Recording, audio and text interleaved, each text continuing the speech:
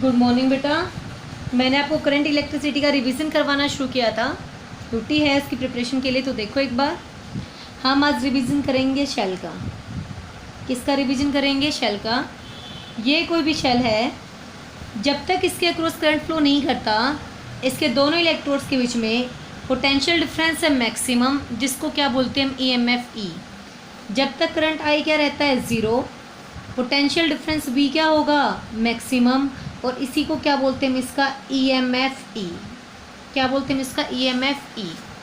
ये कहता है जैसे ही अगर हम इस सर्किट को कंप्लीट कर दें, रेजिस्टेंस R यहाँ पे की है, उसको क्या कर दें हम? क्लोज कर दें। की को क्या कर दें हम? क्लोज कर दें। तो सर्किट में करंट फ्लो करना शुरू कर देगा, from high potential to low potential, positive से नेगेटिव की तरफ।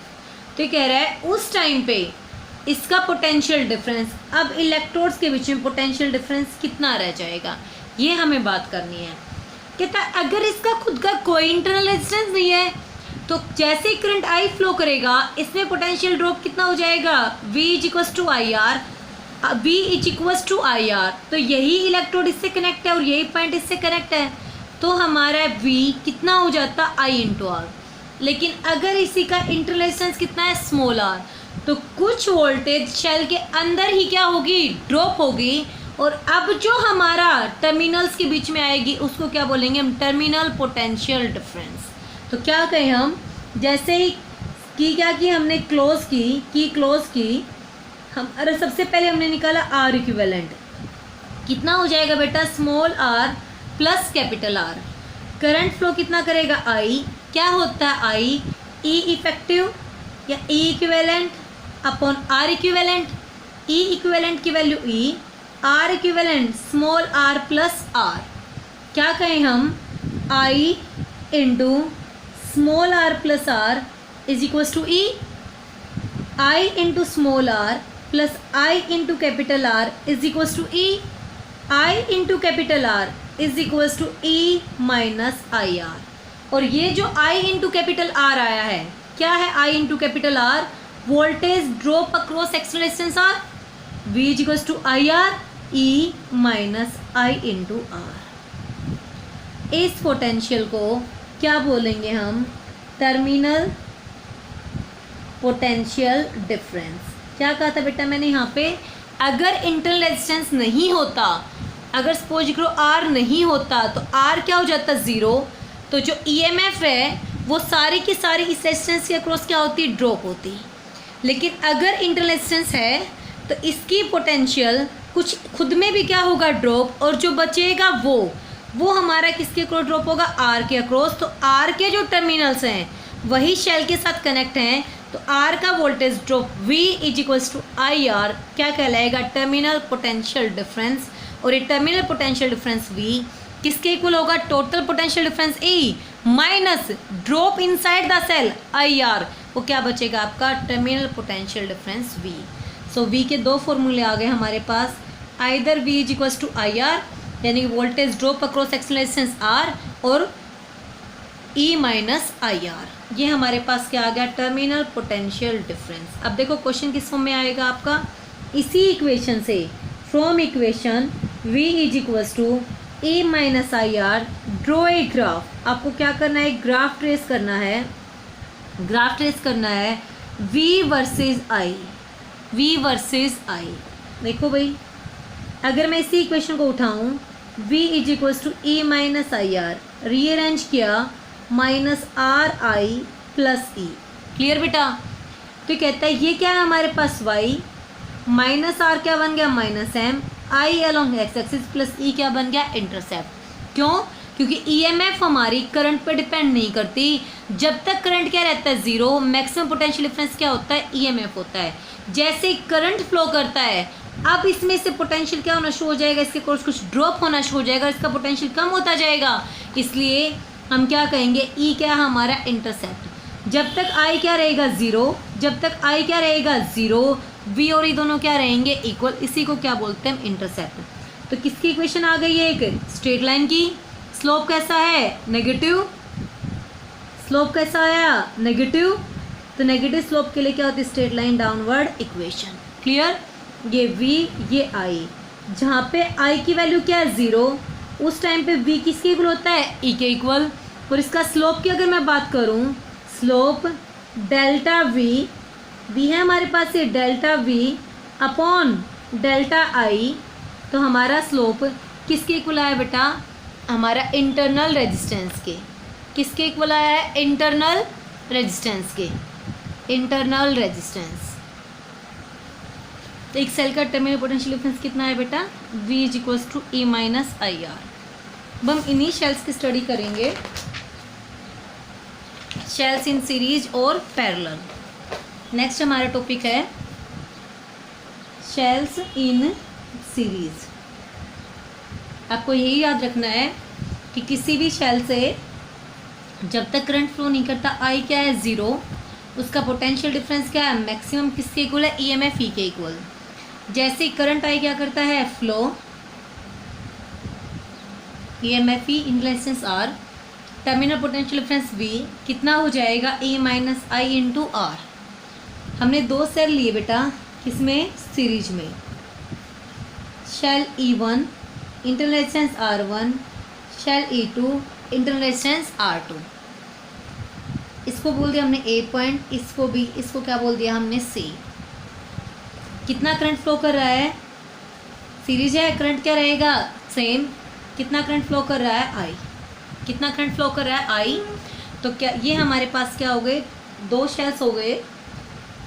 फर्स्ट का electric terminal potential difference between A B, second का terminal potential difference between B सी।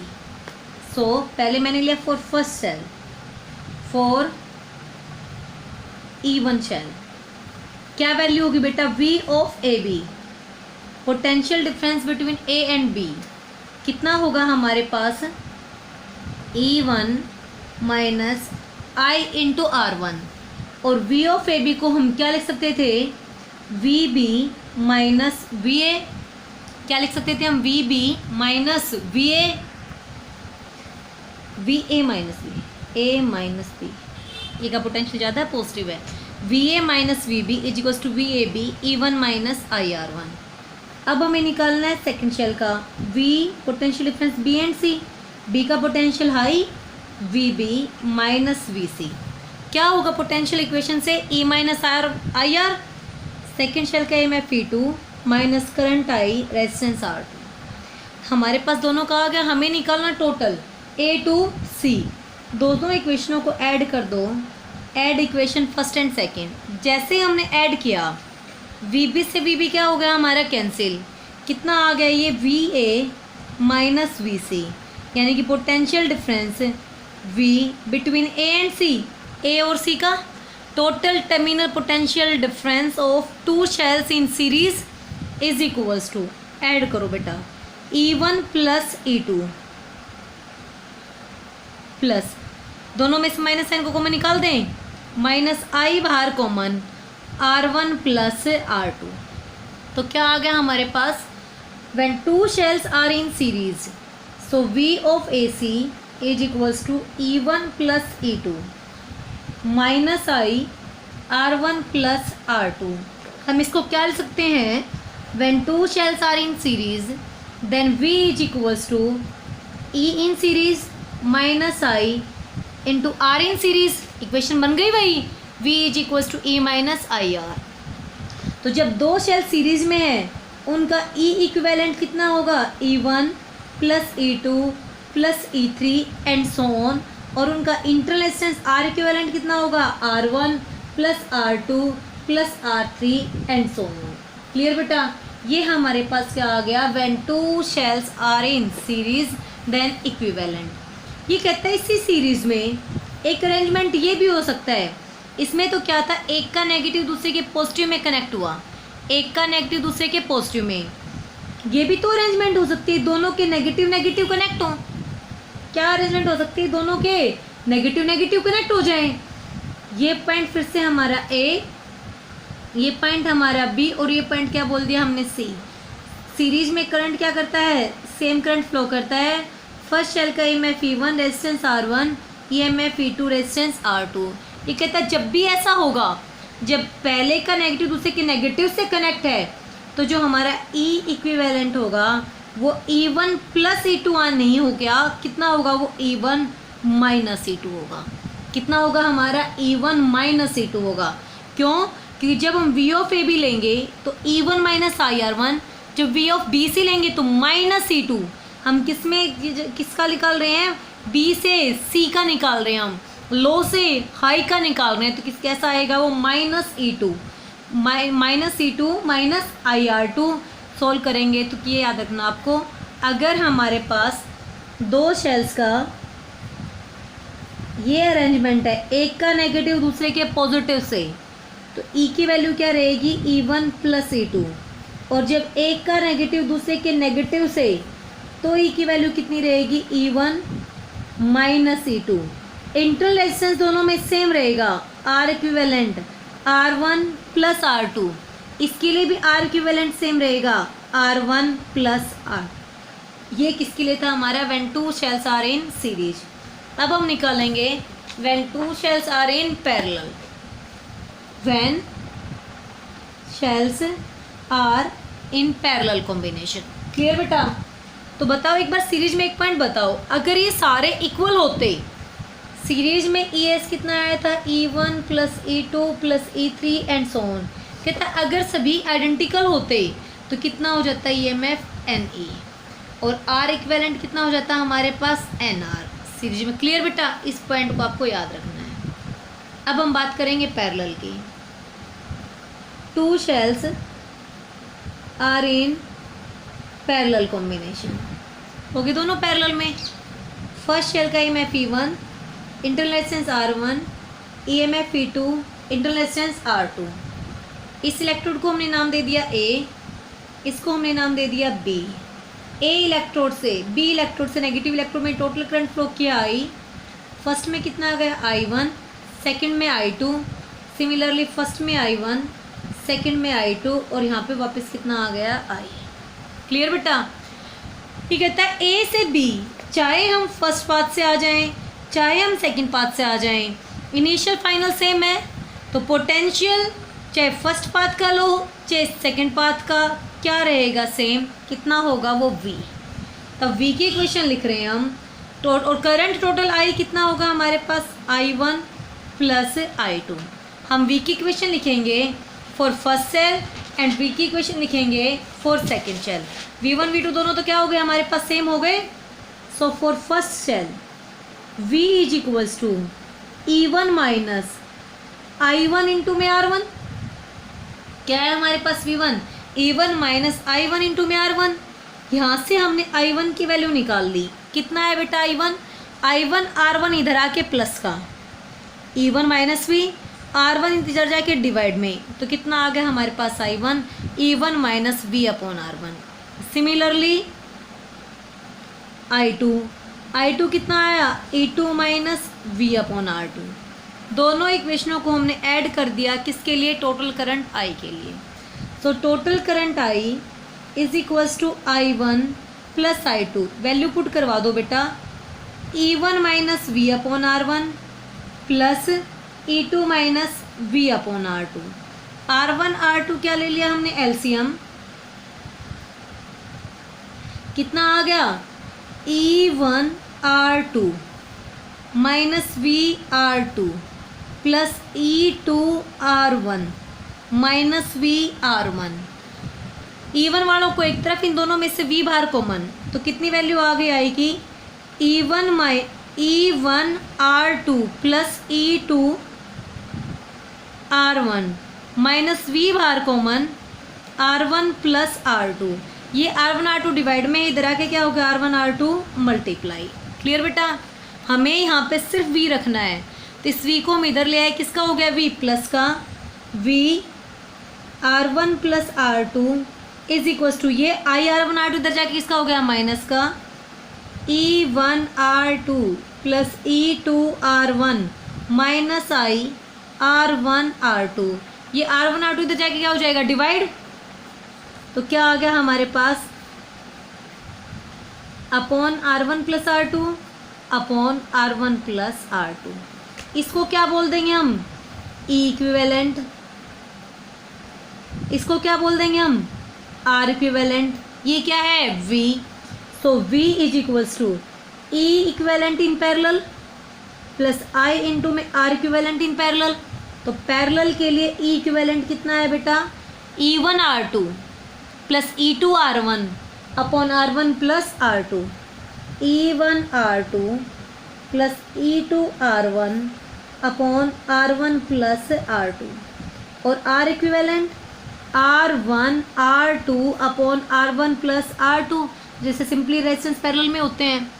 कहता है अगर सपोज करो दोनों शेल आइडेंटिकल हो जाए, एक जैसे हो जाए, ER plus ER 2ER upon R plus R 2R, तो ये कहता है अगर आइडेंटिकल हो जाए शेल तो पैरेलल में EMF इतना ही होगा जितना एक शेल का है।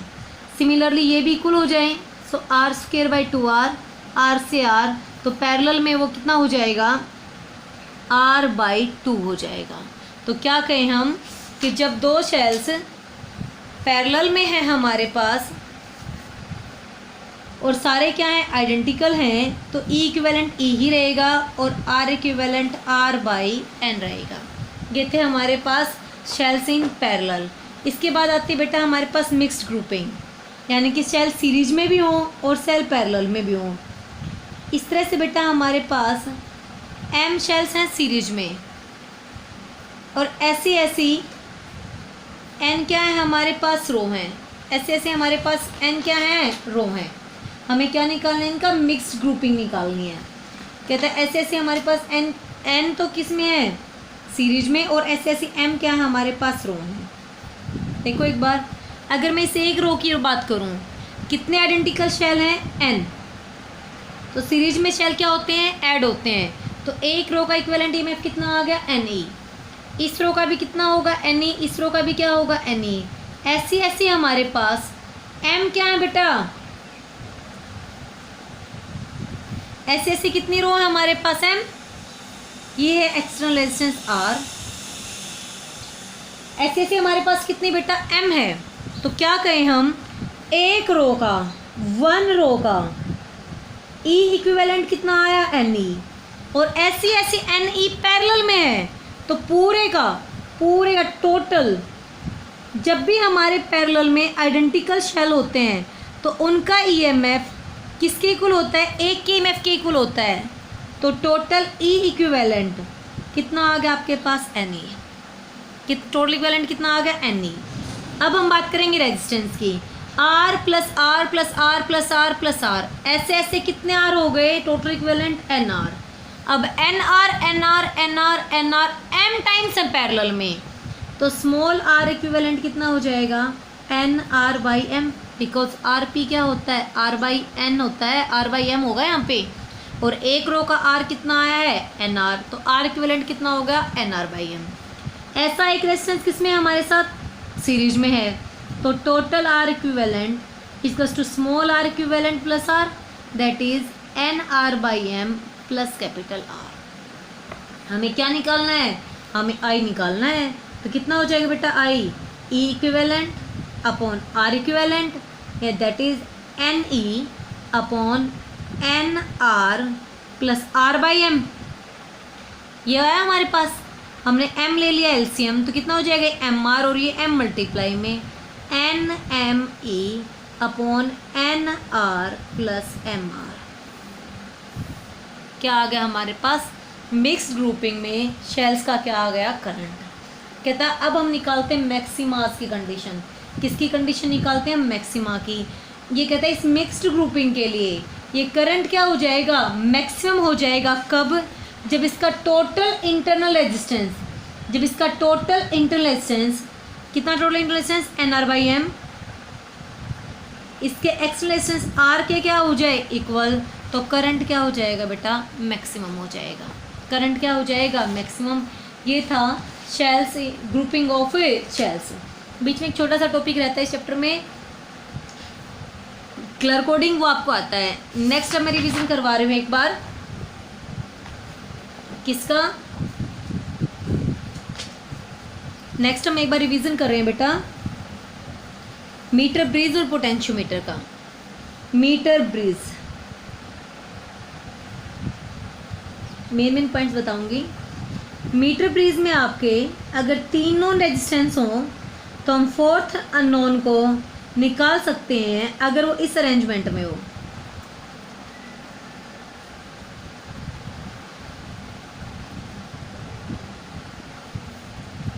ये होता है मीटर ब्रिज की अरेंजमेंट। ये कहता है this is P, this is Q, this is R and this is S। कहता है अगर हमें कोई भी 3 नोन है, अगर हमारे पास कोई भी व्हीटस्टोन ब्रिज की प्रैक्टिकल फॉर्म है, पहले व्हीटस्टोन ब्रिज ही देख लो बेटा। व्हीटस्टोन ब्रिज ये एक्चुअली व्हीटस्टोन ब्रिज है, यही प्रैक्टिकल फॉर्म किसमें होती है? मीटर ब्रिज में। कहता है व्हीटस्टोन ब्रिज में हम किसी भी एक अननोन रेजिस्टेंस को, चाहे कोई भी हो, कैलकुलेट कर सकते हैं अगर बाकी तीनों हमारे क्या हैं? नोन हैं। क्यों, कैसे कर सकते हैं? ये कहता है इसमें, इस व्हीटस्टोन ब्रिज में एक बैलेंस्ड कंडीशन होती है। क्या होती है इसमें? एक बैलेंस्ड कंडीशन। बैलेंस्ड कंडीशन ये कहती है अगर इस P/Q का रेशो R/S के रेशो के क्या हो जाएगा? इक्वल, तो गैल्वेनोमीटर कोई डिफ्लेक्शन शो नहीं करता। गैल्वेनोमीटर कोई डिफ्लेक्शन शो नहीं करता। तो हम कैसे निकाल सकते हैं? हमने चारों कनेक्ट कर दिए। हमने क्या किया? ये कहता है पहले PQ का, हम इन दोनों की वैल्यूज पूछ रू पता हमें S निकालना है। हम यहाँ से इस R की वैल्यू को एडजस्ट करते जाएंगे। एक पॉइंट ऐसा आएगा जिस R पे जाके गैल्वेनोमीटर डिफ्लेक्शन करनी बंद कर देगा। तो हमारे पास ये तीनों तो नोन हो गए, गैल्वेनोमीटर डिफ्लेक्शन करनी बंद कर चुका। तो ऐसा पॉइंट कब होता है? जब P/Q क्या होता है? R/S। तो तब हम इस अननोन S को क्या कर सकते हैं? कैलकुलेट कर सकते हैं। कितना हो जाएगा S? S आ जाएगा हमारे पास Q × R/P। ठीक, क्या होता है हमारे पास? Wheatstone bridge, principle of Wheatstone bridge यही है बेटा। If the all 4 resistors P, Q, R and S form a bridge, then bridge is balanced when P/Q is equals to R/S। Balanced का मतलब when no current is flow in galvanometer, that is Ig की value क्या हो जाए? 0। इसका proof है, proof of कर लेना। यहाँ से हम करंट डालेंगे इसमें I, फर्स्ट ब्रांच में कितना गया? I1, इस ब्रांच में कितना हो जाएगा? I minus I1। इधर करंट कितना आ जाएगा इसमें से? Ig। इसमें कितना हो जाएगा? I1 minus Ig। इधर से कितना करंट आ रहा है? Ic। इसमें वापस कितना हो जाएगा? I minus I1 plus Ig। हम किरचॉफ्स लॉ अप्लाई कर देंगे, एक बार इस लॉ पे, एक बार इस लूप पे। तो फर्स्ट लूप पे अप्लाई किया तो क्या होता है हमारे पास? हम कहते हैं अगर हम करंट फ्लो करता है हमेशा हाई से लो, करंट हमेशा कहाँ फ्लो करता है? हाई पोटेंशियल से लो। तो हमारी लूप भी हाई में एंट्री करके लो से निकल रही है, तो पोटेंशियल डिफरेंस क्या हो रहा है? डिक्रीज। भाई ज़्यादा एंट्री हुआ तो पोटेंशियल कम निकला, तो पोटेंशियल क्या हो रहा है? डिक्रीज। कितना हो जाएगा? Minus I1P। अब इसमें भी करंट और लूप की डायरेक्शन सेम, तो पोटेंशियल डिक्रीज। माइनस I1G, इसमें लूप और करंट अपोजिट, तो plus I minus I1 R is equals to 0। Kirchhoff's law है ये। I1P minus I1P minus I1G plus I minus I1 into में R is equals to 0। हम इसमें condition आगे जाके ये यूज़ करेंगे बेटा कि गैल्वेनोमीटर डिफ्लेक्शन शो नहीं करता अगर ये बैलेंस है तो क्या कंडीशन आ जाएगी हमारे पास? I माइनस I1 इंटू में R is equals to I1P। कितनी आ जाएगी वो? I1P। अब हमने सेकंड पे अप्लाई किया, लूप और करंट की direction same. Current always flow from high potential to low, so potential decreases. कितना आया? Minus I1 minus Ig into Q। अब लूप और करंट अपोजिट, तो लूप करंट हाई से लो, लूप हाई लो से high, कैसा आएगा? Positive. I minus I1 plus Ig into S। Current और लूप पॉजिटिव, फिर से positive. Ig into G is equals to 0। जैसे ही हम कहते हैं कि करंट गैल्वेनोमीटर डिफ्लेक्शन करनी बंद करता है, Ig क्या हो जाएगा? 0। ये Ig 0, यहाँ से भी Ig क्या हो जाएगा? 0। ये Ig भी 0। कितना आया? Minus I1Q plus I minus I1 into S is equals to 0। वही इक्वेशन बना दी, I minus I1 S is equals to I1Q। Equation 1 और इस इक्वेशन 2 को क्या करें हम? डिवाइड करें। आई माइनस आई वन से i minus i one cancel, i one से आई वन कैंसिल, तो कितना आ गया P by Q equals to are by s. ये इसका क्या हो गया, प्रूफ हो गया। हम प्रूफ में क्या लेके चले, हम आई वन नेट कंसिडर कर लिया, बैलेंस कंडीशन है तो आई इज 0, तो रेशो क्या आ गया P by Q equals to are by S. यही प्रिंसिपल है, when P by Q equals to are by S then breeze is balanced, no current is flow in galvanometer, that is Ig is 0। यहाँ पे हमने उल्टा किया, हमने balance condition consider की, Ig को 0 माना और ये क्या आ गया हमारा बैलेंस्ड आ गया। आपको ये नहीं, आपको इसके मीटर ब्रीज के क्वेश्चंस आते हैं, इसके ज़्यादातर पूछे जाते हैं वो, तो कैसे सोल्व करोगे, मैंने इसके बहुत सारे करवा रखे हैं। तो मैं सीधा एक बार मीटर ब्रीज के न्यूमेरिकल्स पे आती हूँ, ज़्यादा टाइम नहीं है हमारे पास। देखो एक बार मीटर ब्रिज इसी व्हीटस्टोन ब्रिज की प्रैक्टिकल फॉर्म है, आसान सा बार क्वेश्चन आते हैं इसके।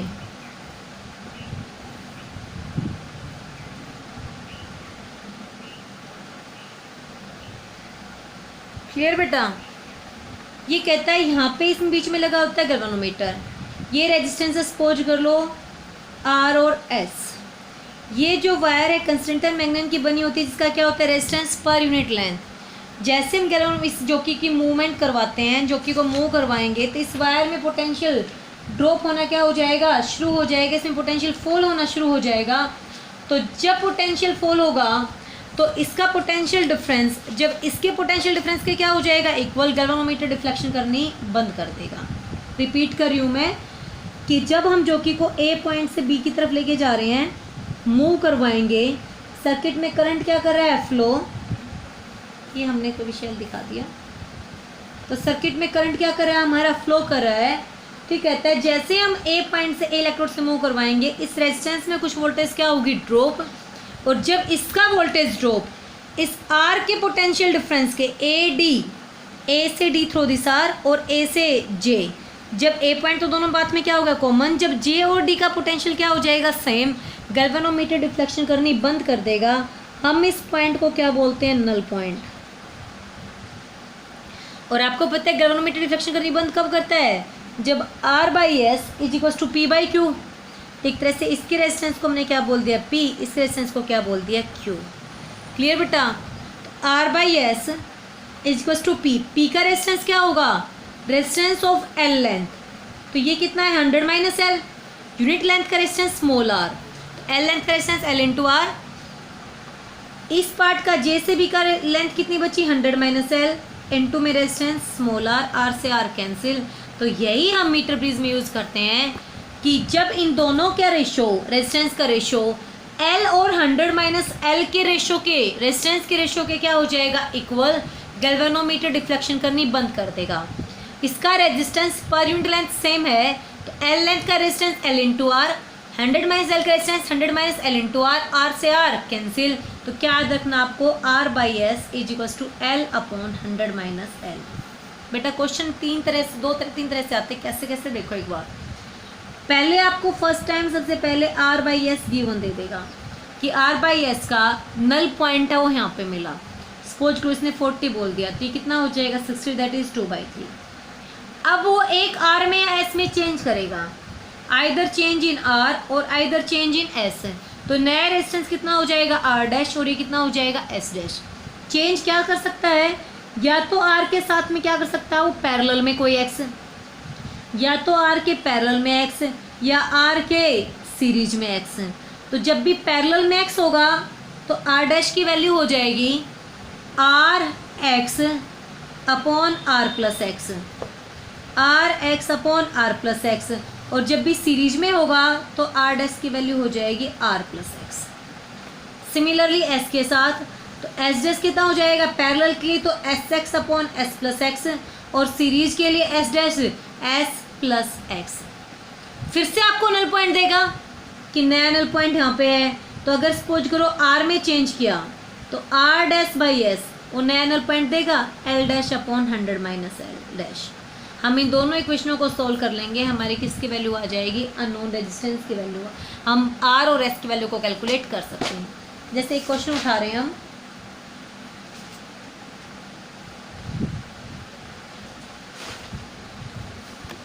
in meter bridge the null point is obtained at 40 centimeter from A। Initially null point कहाँ पे मिला, 40 सेंटीमीटर में मिला कहाँ से, ए से। तो क्या कहूँ मैं, ए से मिला तो सबसे पहले ये दो रेजिस्टेंस ले रखे थे R1 R2, तो सबसे पहले R1 अपॉन R2 40 पे मिला तो 40/60 क्या आ गया बेटा हमारे पास 2/3। इसके बाद now we resistance of 10 ohm connected in series with R, तो नया चेंज किस साथ किया है, R के साथ, 10 ओम सीरीज में, तो R डैश की वैल्यू कितनी हो जाएगी, R + 10/S। और नल पॉइंट हमारा कहाँ पे मिला, null point is obtained at 60/40 कितना होगा बेटा 3/2। Find the value of R1 and R2, यानी कि R और S। देखो भाई ये कहता R1/R2 2/3 है, और R + 10 अपॉन R2 3/2 है। हम यहाँ से एक की वैल्यू चेंज कर दें, या तो R2 की करवा दो या R1 की करवा दो। जैसे मैंने R1 + 10 = 3/2 ऑफ R2, यहाँ से R2 कितना आ गया बेटा 3/2 ऑफ R1, तो यहाँ से कितना आ गया 3/2 of R1। R1 + 10 = 9/4 of R1, इधर ले आए हम, किसका आ जाएगा, इस R1 को ले आए हम इधर, किसका हो जाएगा R1 इधर आके माइनस का, 4 LCM 9 - 4 5, 9 - 4 5/4 R1 = 10, तो किसकी वैल्यू आ जाएगी R1 की। कितनी वैल्यू आ गई हमारे पास, R1 की वैल्यू निकाल दो भाई एक बार, 10 = R1 इधर जाके माइनस का 4 LCM 5/4 ऑफ R1। ये बेटा इस तरह से आपको क्या करने हैं, ये सोल्व करने हैं। कर दोगे सोल्व, 5 × 2 = 10, 2 × 4 = 4 × 2 = 8, तो R1 की वैल्यू कितनी आ गई 8। ऐसे आपको बहुत सारे क्वेश्चंस करवा रखे, मैंने एक बार इनको चेक कर लेना, सोल्व कर लेना। पोटेंशियोमीटर बचा है बेटा, एक बार उसको रिवाइज कर लो अपना।